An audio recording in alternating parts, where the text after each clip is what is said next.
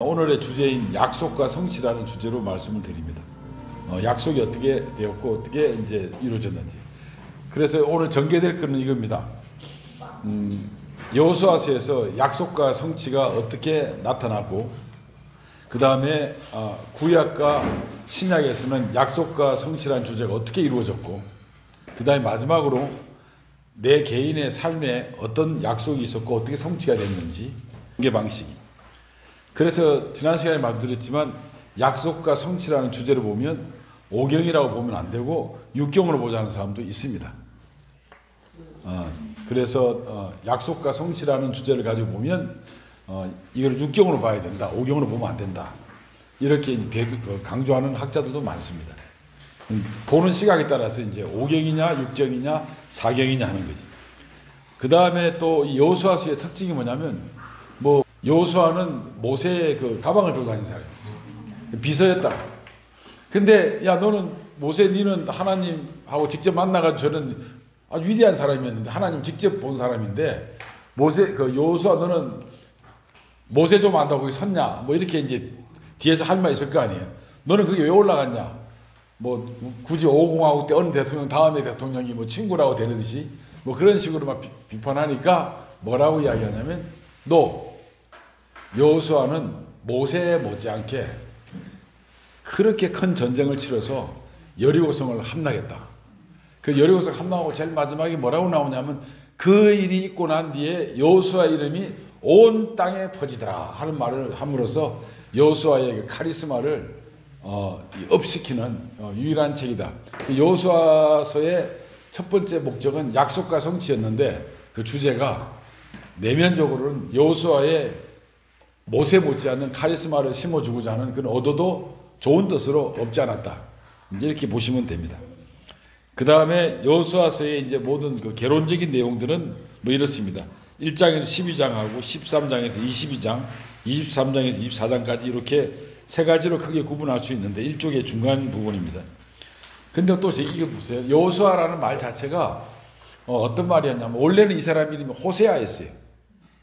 호세아였는데, 호세아라는 말이 뭐냐면 구원이라는 뜻이에요. 구출이나 구원의 뜻이에요. 그러면 단어 하나가 구원, 구출이라 그러면 주어도 없고 목적어도 없잖아요.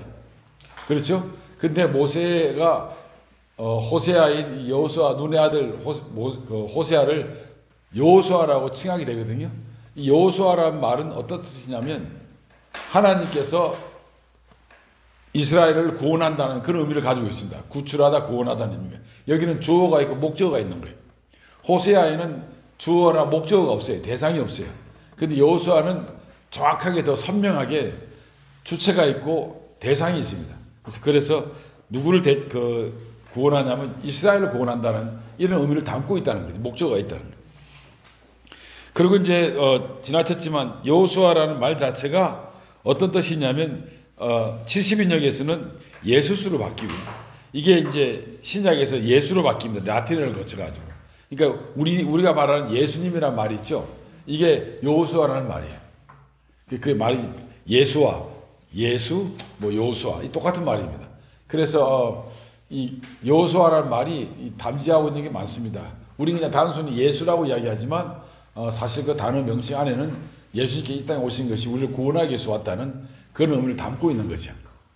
그러니까 단어를 의미를 알면 거기서 이미 설명하고자 하는 뜻이 다 함축되어 있는 거죠.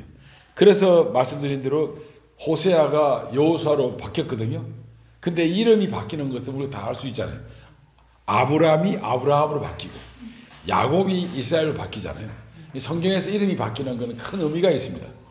우리는 개명할 때 너 왜 이름 바꿨냐 그러면 이름 그냥 이상한 거 좀 창피하고 이래가지고 바꾼다 이렇게 하는 사람도 있고, 난 저 이름이 좋아서 바뀐다, 21세기 안 맞기 때문에 바꿨다는 사람도 있지만, 성경에서 이름을 바꾼 거는 어떤 의미가 있냐면 대단히 중요한 의미가 있습니다.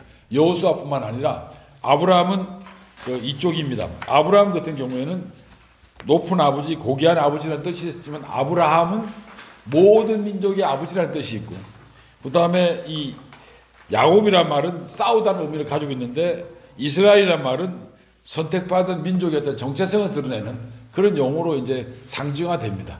그러니까 언어가 바뀔 때, 단어가 바뀔 때, 이름이 바뀔 때 거기에 품는 게 있는데 아니나 다를까 이 여호수아한테도 호세아에서 여호수아로 바뀌게 됩니다. 이름이. 그 여러분 성경 읽으실 때 이름이 바뀌잖아요. 그럼 이름 바뀌었지. 이게 쉬운 게 아니에요. 사돈의 8촌까지 할 것 없이 어머니 아버지도 다 알고 있는 이름을 갑자기 확 바꿀 때는 거기는 다 이유가 있는 거예요. 오늘날은 이름을 막 두세 번씩 바뀌기도 하고 막 이러지만 그렇지만 우리도 이름 바꾸기 쉽지 않듯이 휴대폰 바꾸는 것도 어려운데 그죠? 이름 바꾸는 건 너무 어렵잖아요. 근데 이름 바꿀 때는 상징이 있다는 거죠. 그 다음에 이제 여호수아의 그 대세는 갈렙하고 여호수아만이 하나님 의지한다는 하나님 말씀 따랐다기 때문에 두 사람만 저 가나안에 정착할 수 있다는 약속을 받죠. 다음에 여호수아서의 강점은 뭐냐면 가나안을 정복하는 게 나옵니다. 여리고성을 점령하고 그 다음에 아이성을 정복하고 그 다음에 적들의 연합군들 조그만 적들의 연합군들을 전투에서 이기게 하고 그 다음에 기브온이라는 그 사람들이 있죠. 그 사람들하고 이제 동맹을 맺어가지고 그 사람들하고 좋은 관계를 유지하는 이런 관계. 그래서 약속의 땅이 그냥 쉽게 오는 게 아니고요. 적각꿀이 흐르는 땅은 그냥 들어온 게 아니었습니다. 적각꿀이 흐르는 땅은 아이성 같은 데 보면 하나님한테 의지하지 않았을 때 하나님의 약속이 이루어지지 않는다는 거, 연기된다는 게 보여주는 거죠. 우리는 막 아간의 그 잘못으로 막 이렇게 했다고 이야기만 하고 설교의 주제로 삼지만 더 넓게 보면 어떤 말이 있냐면 하나님은 땅을 줄 거라고 무조건 기대하고 있는데 오케이 땅을 줄 거라고 기대하고 있는데 중간중간에 불순물이 껴가지고 불순종할 때는 약속이 늦어진다. 또 하나는 적각꿀이 흐르는 땅이 정말 들어가 보면 적각꿀이 흐르냐? 적각꿀이 하나도 안 흐르네. 하나님이 준 땅이 가보니까 뭐 이집트나 뭐 이집트보다 더 못해요. 이집트 나이가 이렇게 흐르지. 이 이스라엘 가보면요 변두리 가보면 뭐 이집트보다 더 후지거든요. 그러니까 약속의 땅은 어떤 거냐면 하나님이 그냥 다 마련해가지고 엄지 차려가지고 숟가락까지 주는 데가 아니라 하나님이 다 마련해주되 사람들의 노력도 들어가야 된다. 그래서 지금은 이스라엘 들어가 보면 옥토예요, 옥토. 그냥 자세히 가보면 막 이 스프링클러가 곳곳에 들어요. 멀리서 보면 파란 이렇게 집 있는 주변에만 파래요. 나머지는 다 그냥 그 광야입니다. 안 좋은 길인데, 안 좋은 동네인데 가보면 전부 다 스프링클러가 돌아요. 이 사람들은 뭐냐면 하나님 줬으니까 거저 먹는 게 아니고 하나님 주신 땅이니까 분명히 잘 될 거야. 잘 될 거야 하면서 자기는 최선을 다한 거죠. 약속의 땅은 그냥 주는 게 아니라 약속의 땅에는 인간이 뭐 정치락이라면 좀 그하지만 선물에 대한 노력이 있지 않습니까? 그런 것이 있어야 된다는 거죠. 그 아이성 같은 경우에는 바로 그런 뜻입니다. 하나님의 약속에 했다 하더라도 사람이 중간에 불순종하거나 잘못했을 경우는 그 약속은 늦어진다. 아니 아버지가 자식한테 뭐 선물 주려고 했는데 자식이 말도 잘 안 듣고 삐딱하고 그러면 아버지가 주머니에서 지갑이 나오겠냐고요. 요놈의 자식 제대로 되나 안 되나 보지요. 인간사도 그런데 하나님 오죽하겠냐고 보고 그런 겁니다. 아이성 같은 경우에 그런 교훈을 얻을 수 있고 그 다음에 땅을 분배하는 거죠. 땅을 분배하지. 이제 말 잘 들었어요. 그러니까 약속대로 이제 큰 아들한테 이거 주고 작은 아들한테 저거 주고 하듯이 있죠. 딱딱 잘라줍니다. 딱딱 잘라주는데 거기서 이제 레위 지파한테만 땅을 안 주죠. 왜냐하면 레위 지파의 땅은 분깃은 어디냐면 하나님이 성경에 나오죠. 뒤에 보면 3쪽에 보면 이제 그렇게 나오고 레위 지파는 이제 하나님이 이제 분깃이기 때문에 그렇게 할당이 되지 않습니다. 그 다음 이제 도피성이라는 게 있죠. 도피성이라는 게 있어가지고 우발적으로 살인했을 경우에 피할 수 있는 그런 걸 이제 마련해 줍니다. 오늘의 주제는 이제 약속과 성취예요. 도대체 오늘 핵심은 이겁니다. 많은 사람들이 성경을 읽으시면서 뭐라고 그러냐면 막 이런 약속과 성취, 그렇지. 아브라함한테 약속했지. 그 다음에 땅이 성취됐지. 이걸 끝나지 않습니까? 그게 이제 태반의 성경을 이해하는 건데 그러면 하나님은 나한테 뭘 약속했고 나한테 뭘 성취해 줬는가 하는 것을 우리가 대세히 보지 않는다면 여호수아에서 말하는 약속과 성취의 주제가 나하고는 무관한 거죠. 그냥 먼 스토리고 옛날의 스토리에 불과한 거죠. 그러니까 모든 성경에 나오는 그 사건이나 사례들은 이것이 그렇다고 한다면 제 해석에서 이것이 나하고는 무슨 관계가 있느냐 하는 것이 연관이 없다 그러면 성경은 소설에 불과하고 도덕적 어떤 규범책에 불과한 거지 나하고 직접적인 생생한 어떤 그 교훈이 되지 않는다는 거죠. 그래서 성경의 모든 교훈들은 1차적으로 해석을 하되 2차적으로는 이것이 나한테 지금 와서는 어떤 의미를 주고 있느냐, 그리고 나한테는 신뢰로 이런 것들이 가능했겠는가 하는 것이, 뭐 잘 아시기 시편 22편 같은데 나의 하나님 나의 어찌하여 나를 버리셨습니까 하는 고백을 한다면, 물론 그 마태복음 나오고 다 나오지만 그런 고백을 하면서 아, 이 사람 고통스럽구나, 근데 뒤에 보니까 하나님을 찬양하고 있구나, 이걸 끝나는 게 아니라 도대체 나는 이런 고백을 한 적이 있고 나는 이렇게 탄식을 한 적이 있는가, 정말 그 없으면 땡큐죠. 그러나 내가 살아온 거 보니까 나도 하나님한테 원망하고 탄식한 적이 많았지 않냐, 그러면 이 사람처럼 나도 하나님께 감사한 적이 있는가 하는 걸 되짚어야지 시편 22편을 본 의의가 있는 거지. 우리 소설책 읽는 것도 아니고 바쁜 와중에 그렇게 읽는 것도 아닌데 그것이 나한테 어떤 의미가 있냐. 그렇게 본다면 약속과 성취도 마찬가지입니다. 많은 구약학자들이 약속과 성취라는 데에서 이의를 제기하지 않습니다. 하나님이 이스라엘한테 땅을 주겠다고 약속을 했고 아브라함한테 그 땅이 성취가 됐어요. 그러면 오늘날 나한테는 어떤 그 약속이 있었고 어떤 성취가 있는지에 대해서 우리가 한번 생각해 봐야 되지 않느냐. 이것이 이제 정답은 아니지만 개개인의 삶이 다 다르기 때문에 거기에서 오는 만족감이나 감사함이 있어야 될 거예요. 그래서 저는 이걸 약속과 성취를 알고자 해서 구약에서 나오는 약속과 성취 과정, 그 다음에 신약에서 나오는 약속과 성취 과정, 그 다음에 여호수아에서 나오는 약속과 성취를 한번 살펴봤습니다. 구약에서 나오는 약속과 성취를 보니까요, 3쪽에 보니까 이렇게 많아요. 뭐 아브라함이 후손을 주겠다고 그러는데 이삭이 태어나요.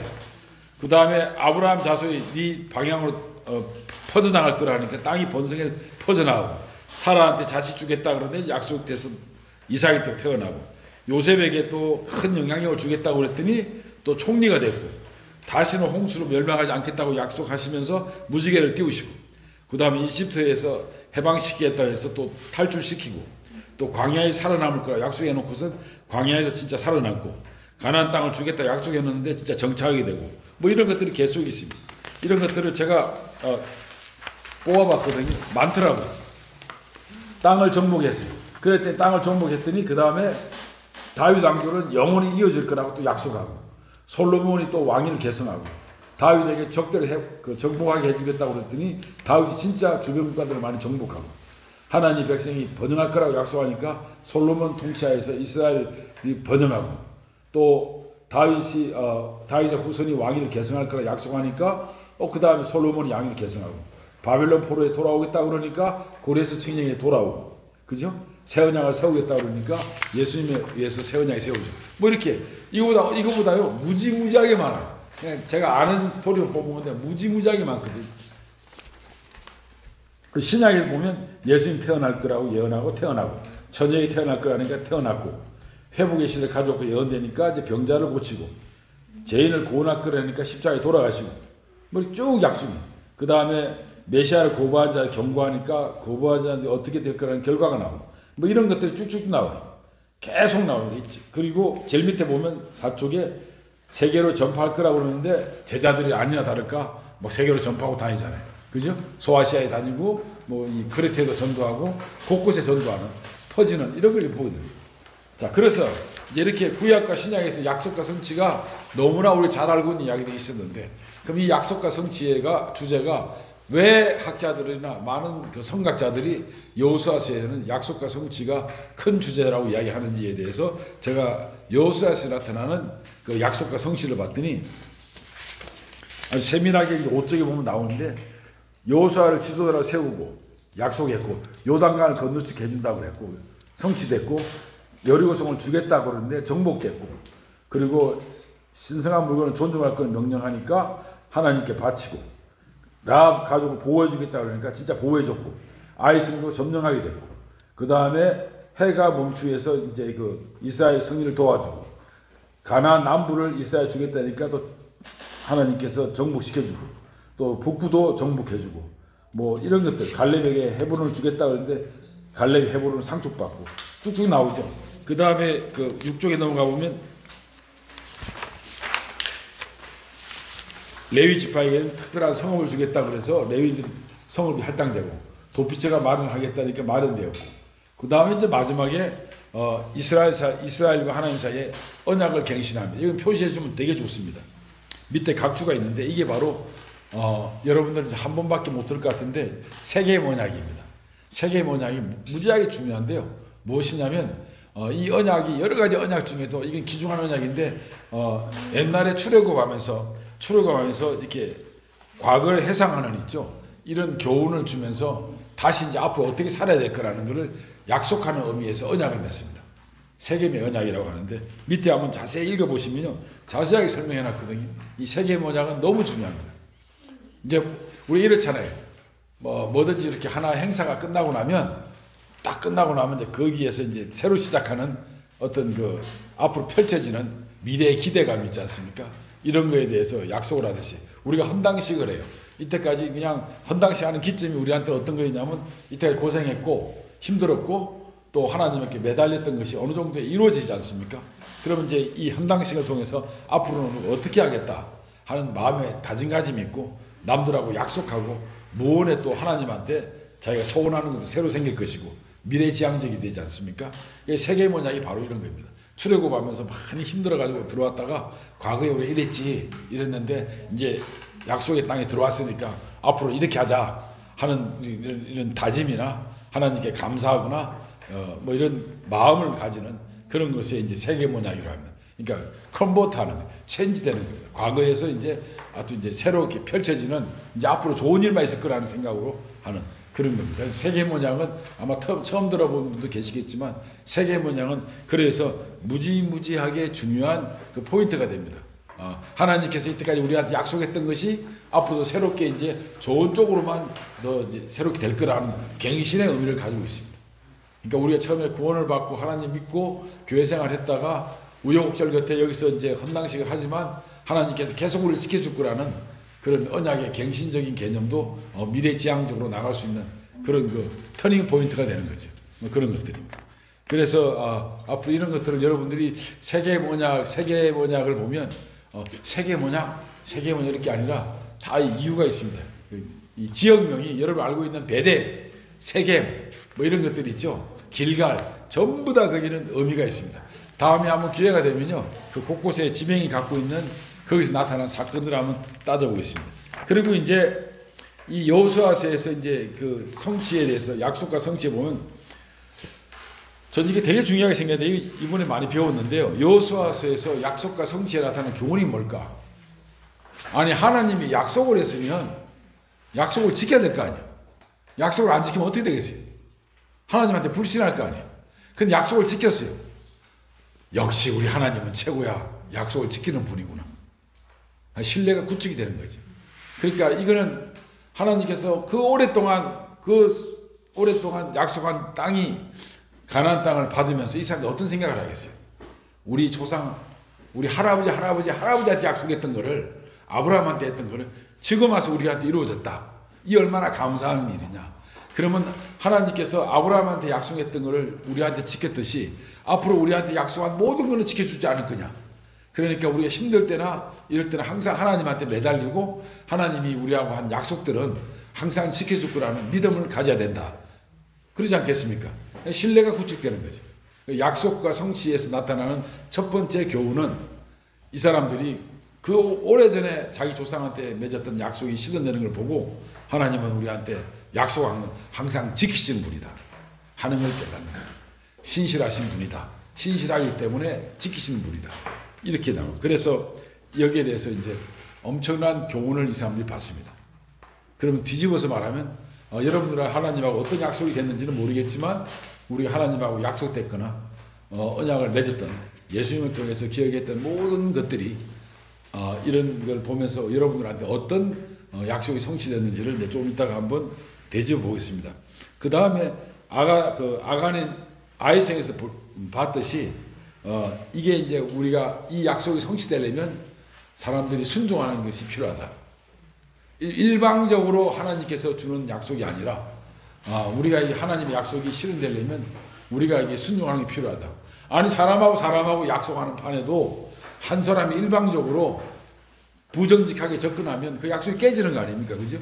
약속이라는 게 쌍방간에 의무도 있고 지켜야 될 것도 있는데 이런 것들입니다. 참고로 말씀드리지만 이 약속과 언약은 다릅니다. 그러니까 이제 단어를 알아야 약속과 언약과 계약이라는 게 있는데, 물론 영어도 다 다르죠. 근데 약속과 언약과 계약이 있는데, 계약은 뭐냐면 쌍방 간에 법적인 거를 문제가 되면 법적인 것으로 판단을 받아야 됩니다. 그러나 이 약속과 언약의 이 공통점은 이거는 이제 도덕적 윤리적인 거예요. 그러나 이제 언약이라는 용어는 플러스 거기에 뭐가 들어가냐면 종교적 신앙적인 게 가미되는 겁니다. 그래서 우리가 계약이라는 말을 쓸 때, 여러분 책을 읽으실 때도 구약책을 보면 하나님과 우리 사이에 계약이 있었다 하는 말이 있고, 하나님과 우리 사이에 언약이 있었다는 말, 똑같은 단어인데 두 가지 쓰는 이유가 뭐냐면, 이 계약은 어기면 벌을 받는 거죠.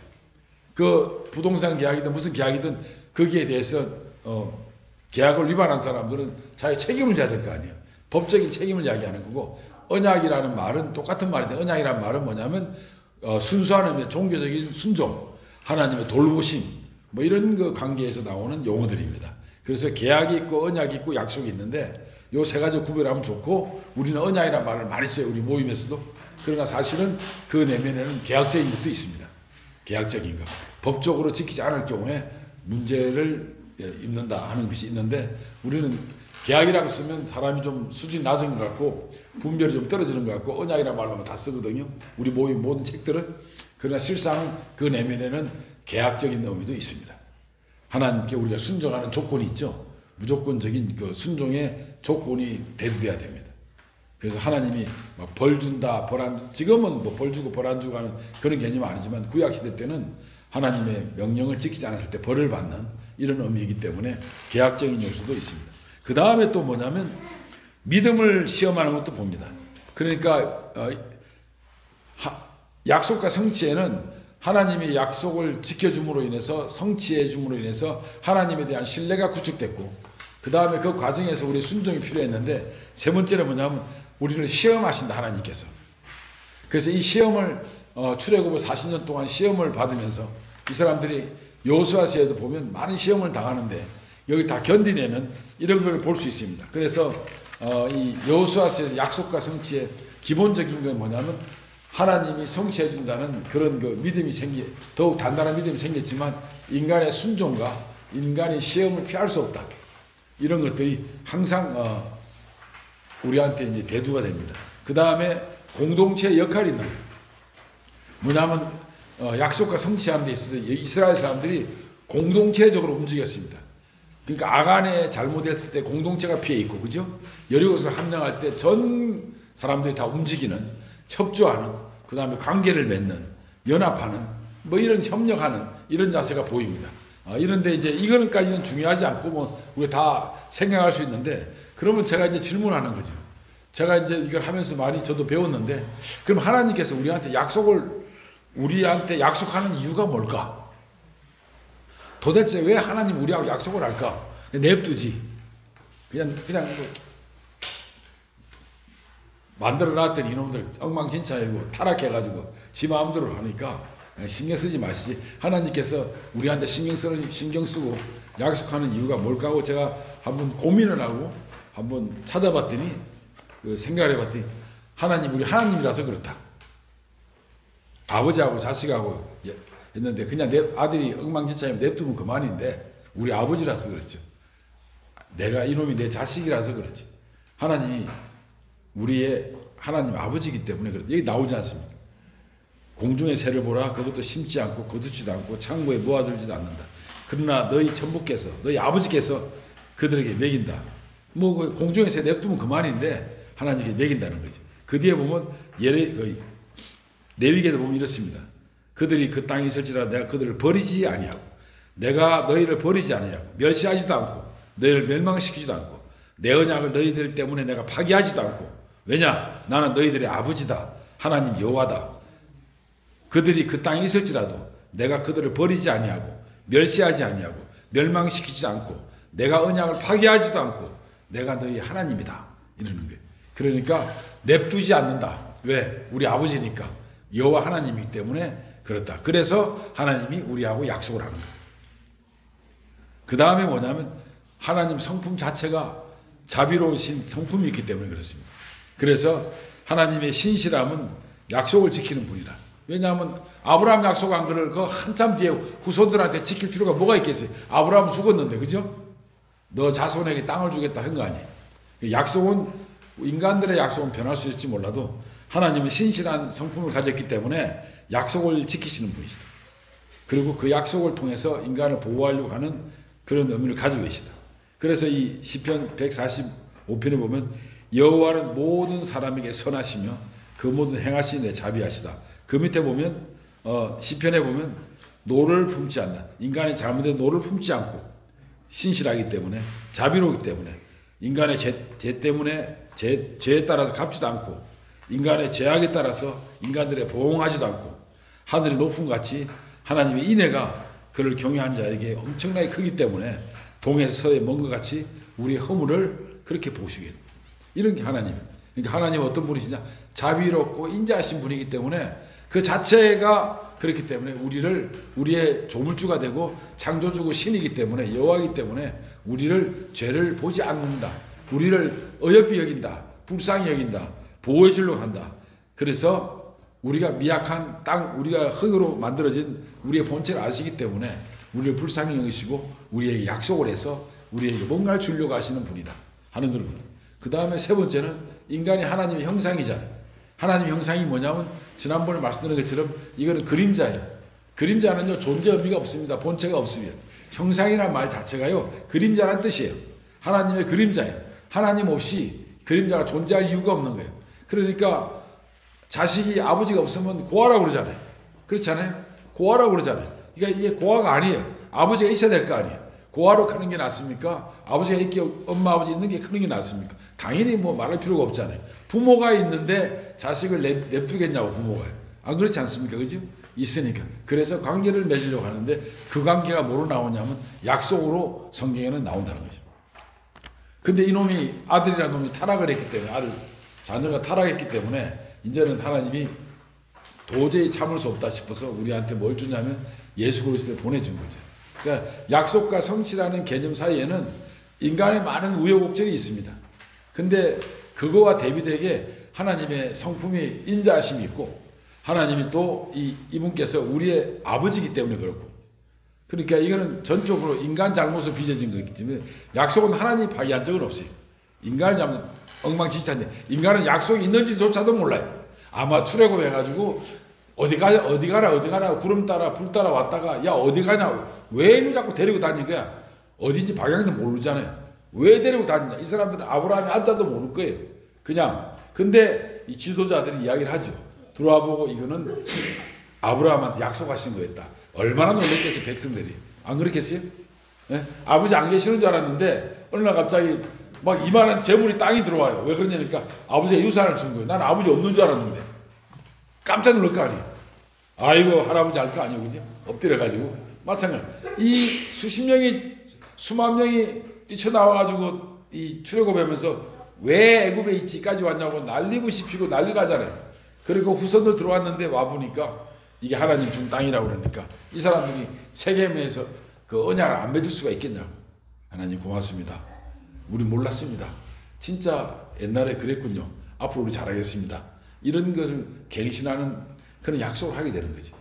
그래서 약속은 있잖아요. 우리한테 성취되지만 결과적으로는 성취되는 순간에 우리한테 또 똑바로 해라 하는 명령이기도 합니다. 이제 봤지, 너 고생했지, 됐지, 그렇게 그 성취. 그 다음에 왜 하나님이 우리가 또 약속하냐? 인간이 부르짖기 때문에. 그 출애굽기 2장에 보면 그 백성들이, 이스라엘 사람들이 부르짖는 걸 보고 내가 들었다 그러잖아요. 제가 여러 번 이야기하잖아요. 화가가 그림을 잘 그려가지고 멋지게 그려가지고 만들었어요. 만들었는데 아들이나 딸이나 지나가는 고양이가 물어뜯더니 찢어져 버려요. 잘 만들었다고 이제 폼 잡으려고 벽에다 걸고 이렇게 있는데 망가뜨려 버리니까 얼마나 속상해서, 그죠? 그 며칠 동안, 몇 달 동안 고민해서 그린 그림입니다. 망가졌단 말이에요. 그렇다고 아이가 이렇게 망가뜨려 펼 수 없잖아요. 보고 얼마나 한탄하겠어요. 그래서 원상 복귀시키려고 하는 거 아니에요. 복귀시키려고 하다 보니까 뭐가 나오냐면 선지자도 보내고 뭐 예언자 보내고 있죠. 그리고 천사를 보내고 다 하잖아요. 그러다 나중에 누구냐면 예수님이 보낸 겁니다. 하나님이 얼마나 속이 상했겠어요. 저 망가진 게 인간을 보면 뭐냐면 인간의 탄식입니다. 탄식. 하나님 그걸 보고 좋아하시겠냐고. 자기가 만든 피조물이 있죠. 우리가 저도 강아지 키우지만 지나가다가 이렇게 보면 조그만 동물들이나 조그만 뭐 이 새들 날아다니고 보면 살아있는 자체가 경이롭잖아, 그죠? 그리고 막 불쌍한 그 모습들 보면 마음이 아프잖아요. 하다못해 우리도 뭐 지나가는 조그만 동물들만 봐도 가슴이 아픈데 하나님은 본인이 직접 우리를 만들어 놔놓고 인간들이 고통을 당하고 이 막 부자도 있고 가난한 사람도 있고 막 아쉽게도 장애인도 있고 정상인도 있고 직업도 막 이렇게 어려운 사람이 있고 잘 나가는 사람도 있고 이런 거 보면서 이 구조적으로 문제 있는 걸 보면 하나님 가슴 안 아프겠냐고요. 가슴 아프죠. 뭐 어떤 뭐 사람들이 뭐 이 고생하다가 또 억울하게 죽음을 당하거나 교통사고를 당하거나 부모들이 막 놀래가지고 그냥 막 그 이 한탄에 그냥 그 울음에 그 울부짖음 하는 거 보면 세상 사람도 마음이 아픈데 이거를 지은 하나님은 가슴이 안 아프겠냐고. 가슴이 아플 거 아니에요. 그렇죠? 그래서 이렇게 동인이 되는 겁니다. 그래서 뭐냐면 안 되겠다. 이들을 회복시켜 줘야 되겠다. 원상치로 복귀해 줘야 되겠다. 그래서 제가 6번째는 8쪽 제일 밑에는 인간의 회복이 필요해서 하나님이 약속을 한다 우리하고. 그래서 이 약속은 어디로 그러냐면 약속은 아까 말씀드렸지만 일반적인 상반간의 약속이라 그러면 이것이 이제 신앙적으로 굳혀야 되는 게 언약입니다. 이런 언약이 이제 굳혀야 돼요, 하나님께서. 오늘 그 주제가 여러 가지 많은데 약속과 성취에서 보면 이 약속이 굳혀야 게 언약인데 그런데 이 언약의 구약만 제가 다 뽑아주면 이걸 꼭 보관하고 계셔야 됩니다. 이 중요한 거니까. 구약에서 언약은 이거 하나 때문에 막 논문이 수백 개 나와요. 요약을 했는데 무조건적인 언약이 있습니다. 그거 뭐냐면 노아의 언약인데 이거는 막 잘못해서 혼내주고 있죠. 다시는 물로 이제 생명을 망가뜨리지 않겠다 하는 무조건적인 하나님의 언약이 있습니다. 이게 무조건적인 언약이에요. 노아의 언약이고 모세와의 언약은 우리하고 유사한데요. 이거는 조건적인 언약입니다. 네가 순종하면 내가 복을 주고 네가 불순종하면 내가 혼내주겠다. 그리고 네가 다시 돌아올 그 회개 시간을 주겠다 하는 이 무조건적인 언약 아니고 조건적인 언약입니다. 모세와의 언약은 조건적인 언약이에요. 그래서 이거는 것들은 뭐 민사법, 형사법 다양한 법들도 많이 나오고요. 이게 이제 쌍무 언약이라 쌍무 계약이라고 지난 시간에 말씀드렸죠. 이게 우리하고 유사해요. 유사해요. 그 다음에 아브라함 언약은 아브라함과의 언약은 개인과 집단에 대한 언약입니다. 아브라함 너하고 언약하지만 너의 자손들 있죠. 자손들도 꼭 하늘의 별처럼 땅에 그 바다의 모래처럼 이렇게 많아질 거고 땅을 얻게 되리라는 그런 언약을 합니다. 그런데 요 3쪽 제일 밑에 보면 제가 언약을 맺다란 말 적어놨죠. 여기다가요. 이게 이제 카라트 베리트라고 그러는데 뭐냐면 이겁니다. 이 언약은 어떤 언약이냐면 짐승이 이렇게 있어요. 짐승이 이 카라트 베리트 언약을 맺다는 말을 영어로 번역하면 언약을 자르다는 뜻이에요.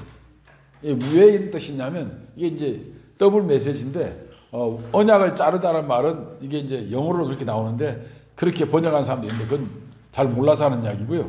동물이 이렇게 있으면 이렇게 잘라요. 잘라가지고 이렇게 펼쳐지죠. 여기 동물이 하나 죽고 피가 흐르잖아요. 그러면 약속한 사람이 왔다 갔다 해요. 이 사이로. 그래서 니하고 나하고 한 명이라도 반대 약속을 어기면 죽는다 하는 뜻이에요. 그래서 이 밑에 보면 창세기 그쪽 제일 밑에 보면 창세기 15장에 보면 여호와께서 그에게 이르신 나를 위하여 3년 된 암소와 3년 된 암염소와 3년 된 순양과 쭉쭉 나오다가 그 중간을 쪼개고 그 쪼갠 것을 마주대하고 놓고 그 새는 쪼개지 않더라. 새는 이제 쪼갤 것도 없어요.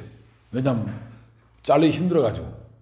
근데 그 밑에 보면 또 뭐라고 하냐면 그 쪼개 놓은 고기 사이로 지나가고 이렇게 나오죠. 이렇게 지나가요. 그러니까 이게 짜겠다는 이야기. 언약을 짜겠다는 게 아니라 언약을 맺다는 이야기는 동물을 자른다는 말에서 나왔기 때문에 그래서 이제 쪼갠다는 이야기예요. 그래서 여러분들이 이건 다른 말로 하면 뭐냐면 언약을 어길 경우에는 죽음을 면치 못할 거다 하는 이야기입니다. 이게 있습니다. 이런 뜻을 내포하고 있습니다. 그 다음에 네 번째로는 있죠. 뭐가 있냐면 다윗의 언약인데 이게 영원하다는 거예요. 다윗의 왕국은 영원하다. 여러분 다윗 왕국 영원했습니까? 영원 안 했잖아요. 망가졌잖아요. 바벨론 포로 잡혀갔잖아요. 그런데 여기서 이제 중요한 게 있어요. 여기 뭐냐면 이스라엘 사람들은 이렇게 나왔기 때문에 그 언약이 아주 지켜질 거라 믿고 있어요. 그래서 다윗 왕국은 어떤 나라냐면 이 땅에서의 영원한 왕국이 있을 거라고 믿어요. 그래서 지금 이 이스라엘에서 하마스 공격하고 죽이고 하잖아요. 그런데 이 사람들은 그 사람들은 모르지만 이걸 지도하는 종교 지도자들은 마음속에 우리 왕국은 영원하다고 믿고 있는 거예요. 왜냐하면 하나님이 약속했기 때문에. 야, 하나님 출애굽도 시켜주고 하나님이 바벨론에서 나오게 해주고 하나님이 가나안 땅까지 줬는데 뭔 소리 하는 거냐. 이것도 지켜준다. 왜? 이때까지 약속은 다 지켜줬잖아요. 하나님이 약속은 다 지켜줬기 때문에 지금도 이스라엘이 영원할 거라는 것을 지켜줄 거라고 이 종교 지도자들이 꽉 믿고 있어요. 이게 이제 우리랑 달라. 여기서부터 지켜질 거라고. 그래서 베드로가 예수님을 부인하지 않습니까? 왜 베드로가 예수님 부인한 줄 아십니까? 그냥 베드로는 그냥 아유 뭐 저렇게 죽냐 하고 이렇게 부인한 것도 있지만 베드로는 이 언약이 자기한테 실현될 줄 알았어요. 예수님이 그분인 줄 알았다고. 예수님이 이 땅에서 왕국을 세울 분으로 다윗의 자손이고 유다 지파고 베들레헴이 태어났고 뭐 이런 스토리가 너무나 맞으니까 아 이분이 진짜 메시아다 생각에 따라다니고 이 땅에서 왕국을 세울 줄 알았어요. 그래서 베드로는 무조건 그냥 그 로마 군인의 귀도 자르고 있잖아요. 이렇게 막 한 거를 했는데 설마 했는데 죽은 사람도 살리고 나사렛도 살리고 막 이러잖아요. 막 그러니까 이런 분이 없잖아요. 빵 하나 가지고 그냥 막 이거 막 여러 사람 다 먹이고 하니까 기적이 아픈 사람 다 살리고 하니까 이분이 진짜 메시아다. 이제 왕국이 왔다 하는 그 언약을 이 다윗과의 언약을 유대인들의 모든 그 다윗과의 언약의 집대성한 그 분위기를 이 베드로한테 다 나타납니다. 근데 이 베드로가 그렇게 하면 이제 되겠지 하고 로마 정도에 하면 까딱없다 하고 이제 했는데 별 볼일 돌아가시니까 아 저분은 아니구나 잘못 알았구나 내가. 그래서 다시 이제 물고기 잡으러 가잖아요. 아이고 저분 아니 내가 이때까지 헛살았다 하고 이제 간 거예요. 간 거죠. 그런데 이제 어떻게 됐습니까? 예수님을 통해서 우리가 이제 영원한 왕국이 세운다는 것을 사람들이 몰랐던 거죠. 그래서 사실은 로마가 예수님한테 멸망당하잖아요. 로마가 이 예수님의 기독교를 국교로 만들잖아요. 로마가 점령당하잖아요. 예수님은 뭐 한 분 본인 혼자 돌아가시고 그 다음부터 전쟁 한번 일으키지 않고 있죠. 로마를 정복하잖아요. 그러니까 이게 완전히 다윗 왕국의 실현이 영원한 왕국의 실현이 예수님을 통해서 이제 갈라지는 거지. 유대교들은 아직까지 실현될 거라고 믿고 있고 우리는 예수님을 통해서 이제 실현됐다고 보고 있고 그게 영적인 의미로 이제 성화됐다고 보고 있고 아직도 유대인들은 다윗 왕국이 존속할 거라고 메시아가 올 거라고 믿고 있습니다. 그렇게 그 두 가지 차이가 있는 거죠. 그래서 이제 마지막으로 이제 묻고 싶은 게 10쪽에 이제 5번입니다. 제가 이제 묻고 싶은 게 그러면 이 구속의 언약은 나와의 이제 언약입니다. 하나님하고 나하고는 어떤 언약이 맺어진 거냐? 이때까지는 뭐 다윗과의 언약, 모세의 언약, 노아의 언약 다 있지만 그럼 하나님은 나하고 어떤 언약을 맺어졌는가? 그럼 잘 알다시피 나와는 예수님을 통해서 언약이 맺어진 거죠. 예수님. 그럼 말씀드린 대로 예수님하고 나하고 맺어진 언약이 있다 그러면 나는 예수님을 통해서 이제 하나님의 자녀로 인정을 받았는데 그럼 이 언약이 유지되려면 나는 어떻게 해야 되느냐? 내가 할 게 뭐가 있냐? 아까 말씀드린 대로 시험을 당한다. 그 다음에 하나님께 내가 순종할 필요가 있다. 뭐 이런 것들이 계속 유지가 돼야 되는 거지. 이 유지함이 없이 시험을 일부러 당하려고 하진 않지만 시험은 필연적으로 오는 거다. 그러나 순종은 필연적으로 내가 지켜야 될 거다 하는 게 우리한테 이제 교훈을 보여주는 거지. 그래서 제가 보니까 이 언약은 예수님과 우리와의 언약은 나한테 언약은 이거는 순간적으로 끝나는 무조건적인 그 다시는 멸하지 않겠다는 노아의 언약도 포함되어 있고 우리를 그렇지 않습니까? 그 다음에 나한테 순종하면 복을 더 주겠다는 이런 그 모세와의 언약도 포함되어 있고 그 다음에 아브라함 언약처럼 영원한 그 믿음의 후손들을 만들게 해주겠다는 언약도 있고 뭐 이렇게 다 포함되어 있는 거죠. 그래서 제가 이 나가는 말을 천천히 읽어드리면 좀 이해가 빠르지 않겠냐 싶어서 제가 천천히 읽겠습니다. 이상의 내용에서 하나님의 약속이 개인이든 공동체이든 항상 성취되었음을 보여줍니다. 성경에서 또 여호수아서에서 인간을 위한 하나님의 여러 약속이 성취된 사실을 보면서 성도는 인내심을 갖고 위로를 받습니다. 하나님의 약속과 성취는 성경을 읽는 성도들에게 소망을 주는 중요한 귀중한 주제입니다. 왜냐하면 하나님께서 나에게 약속하신 것도 성취될 것이라 믿음을 갖게 하기 때문입니다. 11쪽입니다. 구약에서 하나님께서 아브라함을 비롯하여 모든 선진과 맺은 약속이 성취된 내용은 오늘날 성도들에게 나에게 그리스도의 재림이라는 최고의 약속과 성취를 깨닫게 하는 길라잡이입니다. 우리 각자의 삶을 돌아보면 살면서 순간순간 어렵고 힘든 시기에 기도하였고 바랬던 일들이 어느덧 해결되었거나 흉터로 남아 있습니다. 어떤 일은 오랜 세월이 지났지만 여전히 생생하게 기억되고 또 어떤 것은 기억조차 나지 않는 것도 있습니다. 믿는 자는 이러한 일련의 일들이 그것이 고통이든 기쁨이든 무엇이든 하나님의 예비하시고 인도하심이고 예정하심이고 약속하신 것임을 믿습니다. 알게 모르게 하나님의 도움에 그 약속은 성취되었고 어떤 성도는 순간순간 약속의 성취로 인한 하나님의 도움에 대하여 하나님께 감사하고 나같이 무딘 성도는 그냥 지나치기도 할 것입니다. 하나님은 아브라함에게 후손을 주겠다고 약속하였고 우리에게도 후손을 주셨습니다. 요셉에게도 왕국에서의 큰 지위를 약속하셨듯이 우리에게도 가정이라는 왕국을 이끌어 나갈 책임을 주셨습니다. 노아에게 다시는 홍수로 세상을 멸망시키지 않겠다고 하신 약속처럼 우리에게도 멸망 대신에 영원한 삶을 약속하셨습니다. 출애굽 사건을 통해 이스라엘 백성이 자유를 얻었듯이 우리 역시 이 세상의 어둠에 벗어나 영적 자유를 누릴 수 있게 되었습니다. 광야에서 40년 동안 이스라엘 백성이 견뎌낸 것처럼 우리도 이 세상의 고난 속에서 잠시 인내하며 살 것과 훗날 영원히 살 것을 약속받았습니다. 젖과 꿀이 흐르는 땅을 이스라엘에게 주신 것처럼 우리에게도 새하늘과 새 땅을 약속하셨습니다. 다윗에게 왕국의 번영을 약속하신 것 같이 우리 가정과 사회 그리고 교회의 번영을 약속하시고 인도해 주셨습니다. 이 모든 약속은 각자의 믿음의 분량에 따라 더욱 선명하게 드러날 것입니다.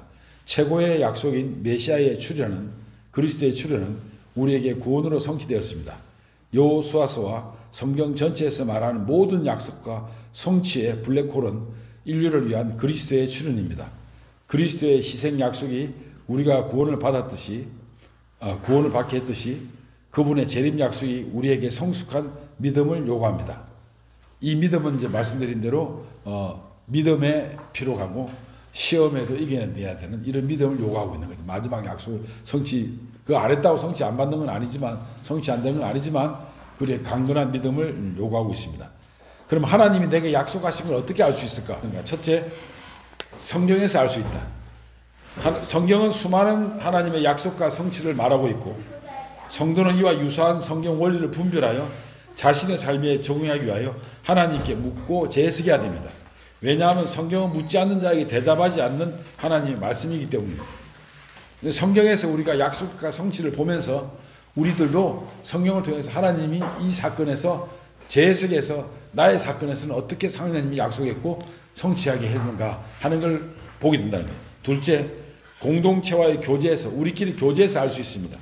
여러분들의 간증이나 여러분들의 그 신앙 어떤 체험에 대해서 교회나 신앙 공동체의 교제를 통한 다른 이들의 경험이나 간증이나 이런 것이 간증에서 하나님의 약속이 어떻게 성취됐는지를 우리가 간접적으로 알 수 있습니다. 공동체 구성원의 간증은 하나님의 섭리가 개인에게만 적용될 뿐 아니라 우리 전체에게도 활동하고 있음을 보여줍니다. 세 번째로 내 삶에서 하나님의 계획이 뭔지 알 수 있습니다. 때때로 우리의 일상의 어려움이나 도전을 통해서 하나님의 계획이 무엇인지 분별하게 되며 그 의미와 목적이 무엇인지 알고자 합니다. 도대체 내가 힘들 때 이게 하나님의 뜻이 왜 이랬지 하고 보면 어려운 상황에서 하나님의 선한 뜻이 무엇인지 분별하려고 하는 우리의 노력, 알고자 하는 노력, 이런 것이 진지하게 고민하는 노력이 하나님의 약속이 성취되고 있음을 인식하는데 도움을 줄 거라는 거죠. 그러니까 무감각하지 않고 이런 일이 다 있는데 하나님 나한테 어떤 약속을 줬을까? 어떤 그 의미로 이 일을 당하게 했을까? 하는 생각이나 고민이나 진중함이 없이 그냥 퉁퉁퉁 넘어가면 못 느끼지만 그걸 깊이 생각하고 기도하고 느끼려고 애를 쓸 때 그때 순간 어떤 마음이나 어떤 깨달음이나 어떤 사건의 회복을 통해서 하나님의 약속의 성취를 즉각적으로 이해할 수 있다는 거죠. 그 다음 넷째, 하나님의 시간에 대한 신뢰입니다. 우리는 뭐 약속했으니까 지킨다는데 아브라함이 약속한 것이 한참 뒤에 나타났듯이 우리한테 지켰던 약속이 금방 오늘 기도했으면 이제 내일쯤 나와야 될 거 아니야. 뭐 어디 편집 답장 오는 것도 아니고 뭐 그렇게 느끼는 시간을 개념하면 안 된다는 거죠. 하나님의 시간과 방법은 우리의 것과 다릅니다. 때로는 우리가 하나님의 계획이 어떻게 진행되고 있는지 즉각적으로 알지 못할 수도 있지만 믿음으로 그분을 신뢰하고 그분의 시간을 기다릴 때 하나님의 약속의 성취는 곧 목격하게 될 것입니다. 다섯 번째, 말씀드린 하나님의 불변하심과 신실하심을 믿기에 알 수 있습니다. 여러분이 하나님의 정체가 뭐냐면 하나님의 신실함이 큰 성품 중에 하나인데 하나님의 약속에 관한 성취를 목격한다는 것은 믿음과 소망에서 비롯된 것입니다. 하나님께 모든 것을 맡기기 때문에, 왜냐하면 약속과 성취의 근간은 하나님의 불변하시고 신실하심이기 때문이다. 곧 지킬 거다. 하나님 분명히 지킬 거다. 때는 알 수 없지만 지킨다. 우리는 봤다. 어디에서? 성경에서. 또 어디에서? 성도들의 감정에서 봤다. 분명히 올 거다. 지켜질 거다. 나한테도 온다 하는 믿음과 소망이 있기 때문에 그 약속은 더욱더 확실해진다는 거죠. 그것은 하나님께서 시간을 초월하여 일관되게 행동하시는 것이면서 한 번 하신 약속은 반드시 지킨다는 걸 우리가 보았기 때문에 그렇습니다. 또한 예수 그리스도를 통한 구원의 보편적 제시, 유대인이든 백인이든 흑인이든 누구 할 것 없이다 이 구원의 보편적인 제시가 나타났고, 세계 역사에서 우리는 하나님의 역사가 펼쳐지는 걸 볼 때 분명히 나한테도 약속하신 것이 있으면 성취될 것이다. 우리에게 약속하신 것도 성취될 것이다. 우리가 이렇게 교회를 시작했는데 서북교회에서 믿음으로 시작되고 소망으로 시작했지만 하나님께서 곳곳에 교회를 세우시고 역사하신 걸 볼 때 우리의 이 행동이나 이 그 선한 마음이 하나님의 신실하심이 함께 하셔서 이 교회를 통해서도 분명히 좋은 일로 하나님이 성취할 거다. 이런 믿음은 그게 언젠지 모른다. 시간이 얼마나 지날지 모르고 어떻게 될지 모르지만 그런 믿음과 소망이 우리한테 내재되어 있다는 자체만으로도 하나님의 성취에 대해서 간접적으로 이미 경험하고 있는 것이다. 이렇게 이제 말씀드릴 수 있습니다.